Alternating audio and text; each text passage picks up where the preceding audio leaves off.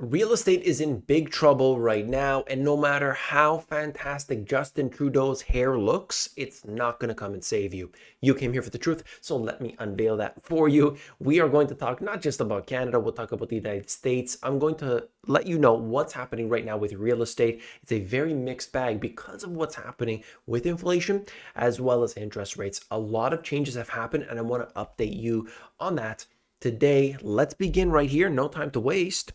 You can see, forget rate relief. Most Canadians are about to see their mortgage interest payments soar. This is an issue because of what happens inside of Canada, a little bit different than what goes on in the United States. But just pay attention, okay? Because I'll break it down real simple. You could see that the mortgage for the mortgage market, the sentiment can shift on a dime. That's especially evident these days. The Bank of Canada prepares to start cutting interest rates. So they say, it depends on what happens with inflation because it did go up. The mortgage rate discussion is dominated by rate relief, which could come as early as this summer. This is the renewal shock that they're discussing, which basically means that they got to renew terms every 3 to 5 years. That's how it works in Canada. And that's going to be at a higher rate than what they currently have. So if anyone here is in my Finance Friday class, you already know what I'm talking about here. But essentially, you could see that what's going on is that these people have to, at some point in the near future, they got to renew their mortgage. It's basically on a 3 to 5 year basis versus in the United States, it would be, let's say, hey, 30 years, right? You pay over 25 years, 30 years, but you don't actually, you got to renew that mortgage. So the interest rates that they got a few years ago were super low. Now they don't have that advantage. What they're talking about it here is the fact that, okay, even if we get a couple cuts, they're still way higher than where they were before. So the just imagine this for a second. You have these homes that doubled in value over a relatively short period of time. And when interest rates were low, the payment is still affordable. That's what people look at. They're like, well, it's still, it's $4,000, it's 5,000, whatever the case is, I can afford it. Well, that's right. When interest rates, HSBC at one point for a short period of time was giving an interest rate, a mortgage rate of 0.99%. I'm sure there was a lot of fine print around that. That's almost free. Okay. So you look at that as being one aspect of it. And then, you can come around to see the people that are dealing with variable. They've been seeing the punishment. What happens to them is it doesn't go up. So you pay, let's say, 5,000. Okay. You're not going to pay suddenly 6,000, 7,000 and so on, but you're going to pay 100% interest. So they'll let it go. Okay, your payment is fixed at $5,000, but none of that is principal. So you're just renting. Oh, but renting is bad. Renting is throwing your money away. Well, what about paying interest? What do you call that? Did you forget to put that in your calculations? People do that, they get a home. Okay, I'm going to get $1 million mortgage. In some places that's normal, by the way. I'm going to get $1 million mortgage. Well, what's it going to be by the time, we finish off here? Well, after 25 years, let's just make up a number, 1.5 million. Okay, well, that was an additional $500,000 on top of the total that people just forget to calculate. You got to remember that. That's part of it. Anyway, so you could see here a vast majority of people, roughly 70%, have fixed rates that remain at the record low prices, but they're going to be in trouble soon enough because that was, they say here, 1.39%, and now it's 4.79%. In fact, it's actually higher in most cases.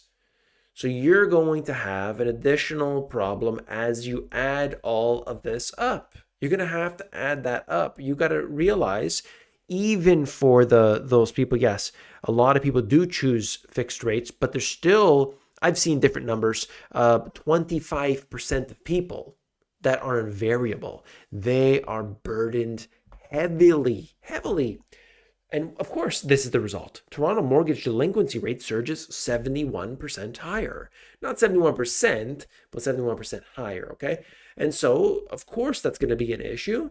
You know that. And it's still a low percentage. There's no question about it. Canada works a little different than the United States, okay? The way you can't just walk away, but just understand that this number has risen as a result. It's not like, hey, let's panic or whatever. None of that is happening, but just know that it is increasing. In the US, commercial foreclosures increase in March of 2024. That shouldn't be a surprise to anyone. We are going back to levels. That is 2014, by the way, that other peak. And you can see we're basically coming up to that point right now. So you know that there's a big strain on commercial real estate in the United States. Look at this, years of supply. You have a problem in the United States, which is retail and office. There's way too much supply. This is US office years of supply, which is just, there's no sense in why they were building these things. Half empty, all that. They broke it down by class, but just understand that there's just way too much supply, and that's a problem. You have a cascading effect that occurs because the tenant moves out, landlords can't pay the bill, who is lending to them? Those are the ones in trouble, which, by the way, are the regional banks in most cases. The regional banks are in big trouble, still hasn't been resolved. So keep that in mind. Mortgage rates over 7% and heading higher. Housing market still frozen. Lots of buyers on strike as prices are still too high. Well, of course, the buyers are saying, forget it. I'm not going to buy this. I'm just going to wait it out. I know the Fed's going to cut interest rates eventually, so I might as well just wait it out. Is that true? I'm not so sure anymore. If you watched yesterday's video, you know what we're talking about. But hey, at 7%, which, by the way, was came down under 6% for a while there, then it surges back up. So interest rates, of course, the Federal Reserve, their main interest rate, the Fed funds rate, does have a loose impact on what's going on. If their rate is very high, then generally mortgage rates are high, but it can fluctuate because it's actually based on the 10-year Treasury yield. So looking at this, first-time buyers must earn $120,000 to afford the average house. Do you think many people have that? I mean, the truth is, no. And that's a huge concern for all these people and for these markets that are reliant on more people to come in and continuously buy up all these properties. But that's not the case today, is it? I don't know about real vacancy rates. I really don't. But the vacancy rates they show us in most cases are low. But I think Florida will be a telltale sign of what's to come over the next year. So we got to see, because these mortgage rates are being stretched very far. We got Airbnb properties, we got vacation properties. What happens with, different capital gains taxes, all these different things are a factor. And so when people feel like they are destitute, when they have nothing else, they say, forget about it. They can leave.